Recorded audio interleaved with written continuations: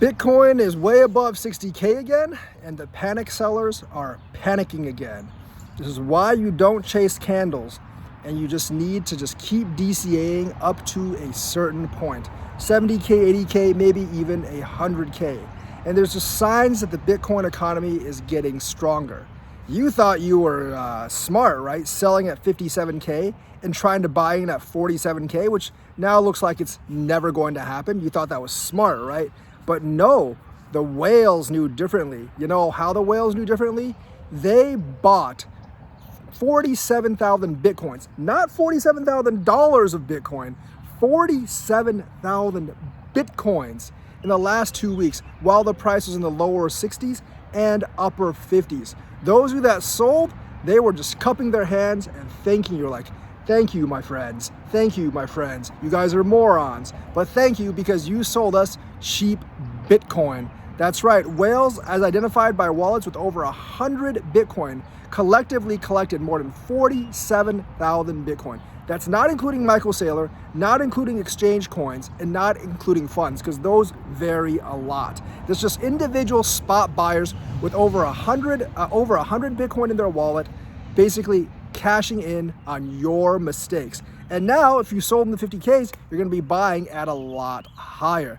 Not saying there might not be a chance for another dip, but the chances are getting less and less because the fear is gone. The fear was that Jerome Powell was actually going to raise interest rates. But in his Fed speech, he basically said we're going to keep them even. And today's numbers came out on the economy, and guess what? They weren't that great, which is awesome for us crypto investors. Why do I say that? That sounds weird, but it's true. Because if the numbers were too good for the economy, like we had really low unemployment numbers, if we had really low, really high job numbers, then, you know, the economy would be rolling along really fast. Jerome Powell would see that and he'd be like, you know what? I'm not going to cut rates forever. But job numbers came in less than expected. We're still growing, but we're growing less than expected. And unemployment rate was slightly higher, although still low. So that signals that the economy is sort of slowing down, which means Jerome Powell might actually cut interest rates more. In fact, they're projecting 2 interest rate cuts by the end of the year, which they only thought there was going to be 1 prior. So this is most excellent news for all of us, because this is the best we could actually get. A kind of sluggish economy, but not a catastrophic economy. If we had a catastrophic economy, then everything would go down and crypto would not be spared.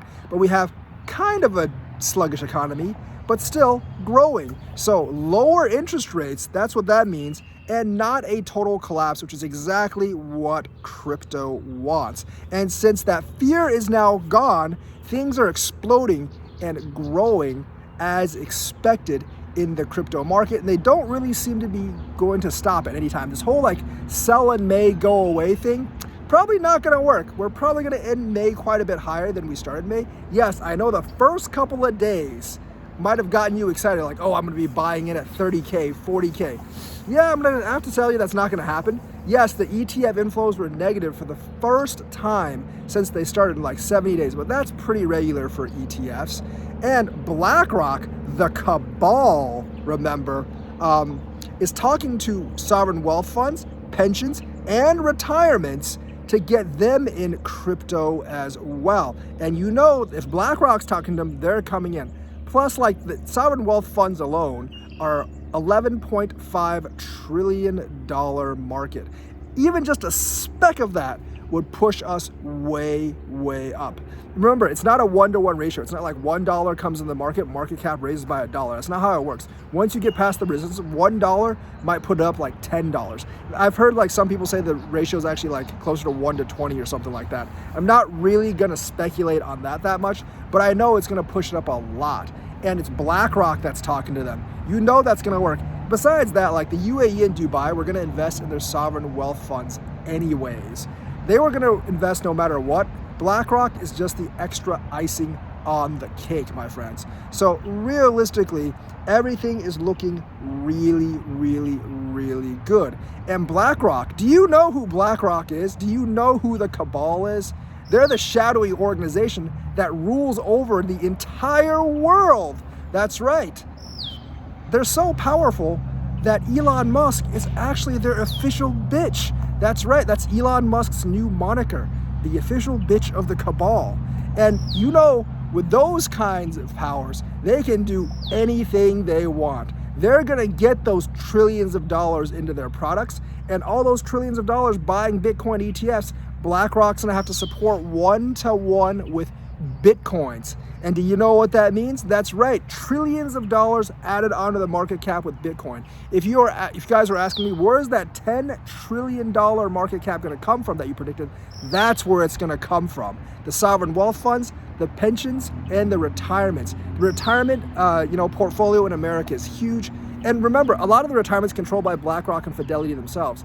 As soon as they get the government's approval, they're going to put some of that money into cryptos. Not all of it, obviously, but at least some of it. And here's the other thing. Right now, the amount of money that advisors have been telling their clients to put into crypto, it's been unsolicited. That means the only people that are actually buying from advisors are those that actively asked about Bitcoin. They haven't actually presented a portfolio of options to their customers yet, their high value customers yet, that includes cryptos. That's not included in their offering. Only if their specific clients specifically asked about it. That's a tiny percentage of what could be. Obviously, not everyone is going to invest in crypto. There's people like Peter Schiff and Gary Gensler. Although I heard Gary Gensler actually has a giant stash of Ethereum on the side, and that's why he doesn't want to consider Ethereum a security. But that's neither here or there. But anyways, these people, some of them are going to come into crypto, and these are the millionaires, the fat cats among us. They're not little mice like you and me. They're fat cats, and they can buy 100 times what you and I can buy. And there are hundreds and thousands of those people out there. And that's why the outlook is really bright. Much better than my fishing outlook for today, because this creek doesn't actually have any damn fish, unfortunately. I don't think it does. I might have catch a bass here every once in a while, or a big carp. That's what I'm hoping for. But this is like if I was fishing in a small bucket with 20 fish. It's going to hit, and it's going to hit very, very soon. So, with BlackRock leading the way, BlackRock telling these guys to get in, and with the Cabal bearing down, you're definitely going to get a lot of gains. So that's the news for today. Let me know what you think. Like and subscribe, hit that bell notifications button. Thank you, and have a nice day.